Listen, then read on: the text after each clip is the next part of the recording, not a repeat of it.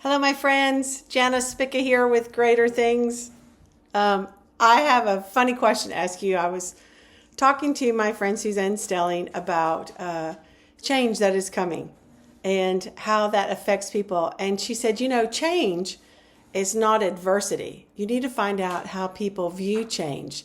Do they view change like a monster, like a mountain? Does it invoke fear? Suspicion, withdrawal, like what do people do with change? And I have just been buzzing around that question because our lives are full of change, inevitably every area, all the time.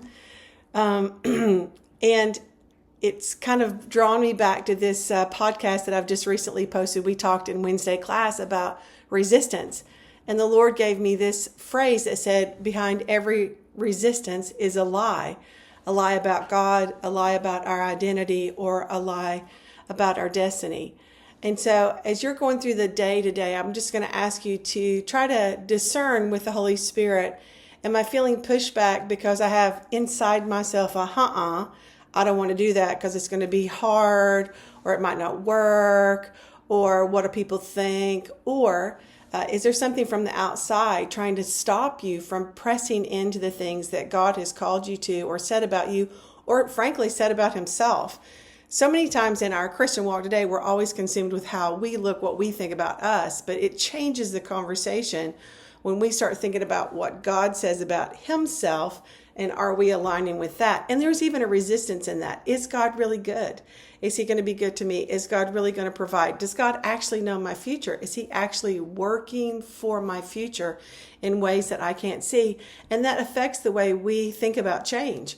If I know, the Lord said this, I was sitting in Wednesday class. You're going to hear it if you listen to the podcast. Sorry, I just had a call coming through. I had this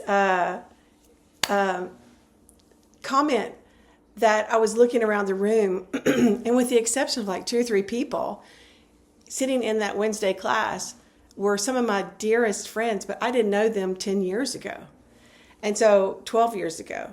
And that there is something about 10 or 12 years ago, the Lord knew the people that I would need to be in association with, and he was weaving and moving and working our lives together so that we would have this moment in time. So I'm just going to ask you again, how do you view change? And is it something that you can press into the Lord with this sense of a little bit of,